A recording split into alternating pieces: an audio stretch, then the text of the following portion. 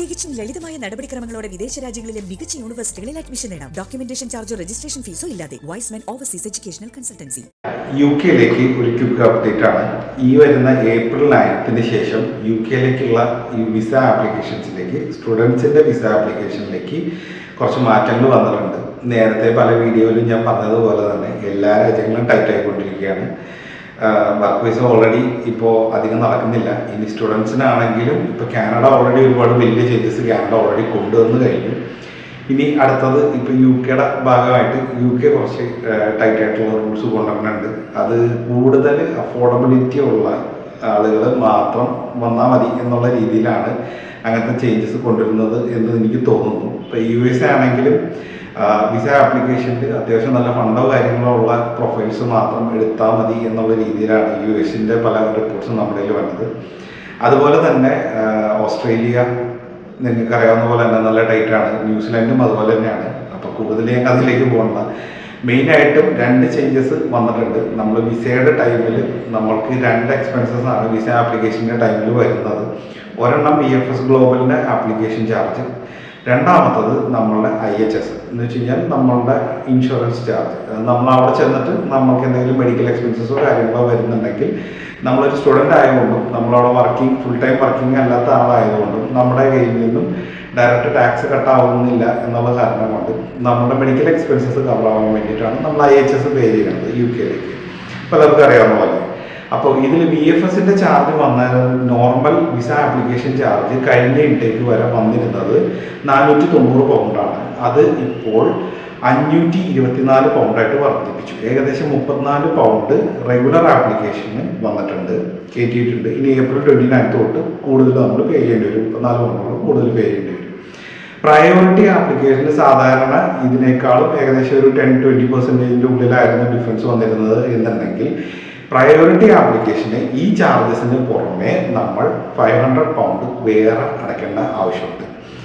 അത് വലിയൊരു ഡിഫറൻസ് ആണ്. ഏകദേശം 1 lakh തന്നെ BFSൻ്റെ ആപ്ലിക്കേഷൻ ചാർജ് വന്നു. അപ്പോൾ പിന്നെ അല്ലെങ്കിൽ ഇനി സൂപ്പർ പ്രയോറിറ്റി എന്ന് പറഞ്ഞുള്ള ആപ്ലിക്കേഷൻ ഉണ്ട്. വിത്തിൻ 2 or 3 വർക്കിംഗ് ഡേയ്സിൻ്റെ ഉള്ളിൽ നമുക്ക് വിസ കിട്ടാവുന്ന ആപ്ലിക്കേഷൻ. അതിന് ഏകദേശം ഇപ്പോഴത്തെ ചാർജ് വന്നിരിക്കുന്നത് 1000 പൗണ്ടാണ്. 1000 പൗണ്ട് എന്ന് പറയുമ്പോൾ ഈ പറഞ്ഞ 524 പ്ലസ് 1000 പൗണ്ടാണ്. ഏകദേശം 1.5 ലക്ഷം രൂപ അതിൻ്റെ ചാർജ് വരെ കയറി വന്നിട്ടുണ്ട്. സൂപ്പർ പ്രയോറിറ്റി ആരും അപ്ലൈ ചെയ്യാറുണ്ടെന്ന് എനിക്ക് തോന്നിയിട്ടില്ല. ഇനി മെയിൻ ചേഞ്ചസ് IHSൻ്റെ കാര്യത്തിലാണ് വന്നിരിക്കുന്നത്. ഇനി സാധാരണ നമ്മളൊരു മാസ്റ്റേഴ്സ് പ്രോഗ്രാം ചെയ്യുന്ന സ്റ്റുഡൻറ്റിന് 1 year ആണ് കോഴ്സ് ഡ്യൂറേഷൻ എങ്കിലും 13 month വിസ ആണ് നമ്മൾ നോർമലി അപ്ലൈ ചെയ്യുമ്പോൾ കിട്ടുന്നത്. അപ്പോൾ ഈ 13 monthൻ്റെ വിസ ചാർജസ് എന്ന് പറയാൻ IHS ചാർജസ് വരുന്നത് എത്രയാണെന്ന് വെച്ചാൽ 1164 പൗണ്ടാക്കി വർദ്ധിച്ചു. എന്ന് വെച്ച് കഴിഞ്ഞാൽ ഏകദേശം 1 lakh സംതിങ് ഒരു വർഷത്തേക്കുള്ള കോഴ്സ് എടുക്കുന്ന സ്റ്റുഡൻസിന് വരുന്നുണ്ട്.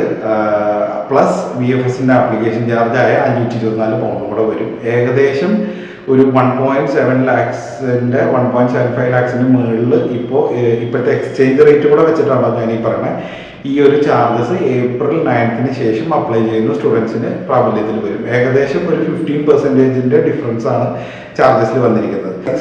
1.6 monthsൻ്റെ കോഴ്സ് എടുക്കുന്നത്, 1.5 വർഷത്തെ കോഴ്സ് എടുക്കുന്ന സ്റ്റുഡൻസിനാണെങ്കിൽ അവരുടെ IHS ചാർജസ് എന്ന് പറഞ്ഞാൽ 1554 1552 ആണ് IHS ചാർജസ് വരുന്നത്. അത് പ്ലസ് BFSൻ്റെ ആപ്ലിക്കേഷൻ ചാർജും.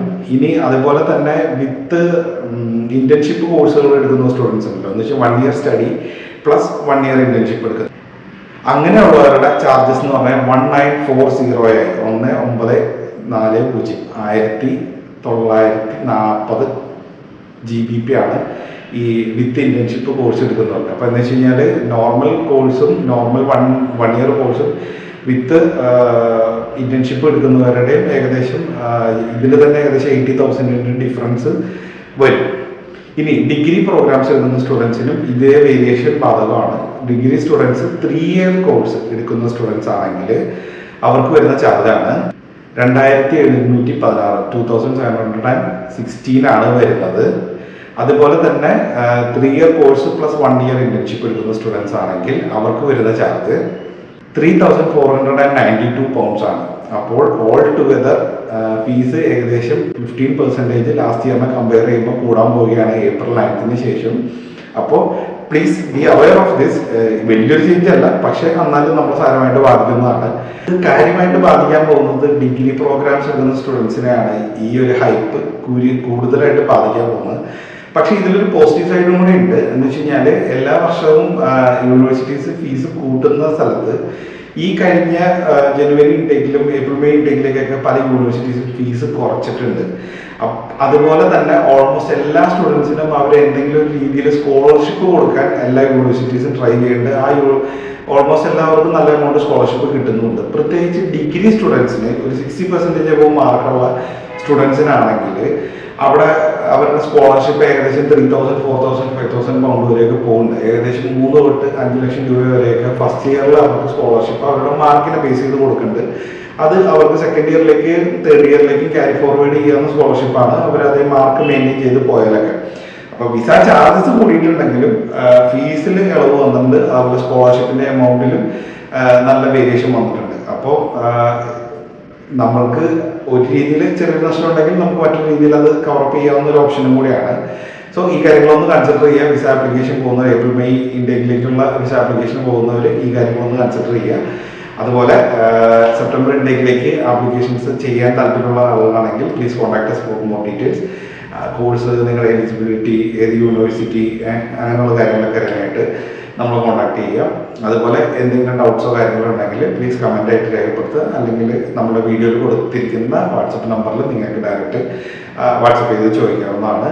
ആസ് ഏർലി ആസ് പോസിബിൾ നമ്മൾ റിപ്ലൈ ചെയ്യുന്നതാണ്. അതുപോലെ നിങ്ങൾക്ക് എന്തെങ്കിലും ടോപ്പിക്സിനെ കുറിച്ച് അറിയാനുണ്ടെങ്കിൽ നമ്മുടെ അടുത്ത് സജഷനിൽ കമൻ്റ് ആയിട്ട് ചോദിച്ചാൽ മതി. നമ്മൾ പിന്നീട് വരുന്ന വീഡിയോകളിൽ നമുക്ക് അതിനുള്ള ക്ലാരിഫിക്കേഷൻസ് തരാം.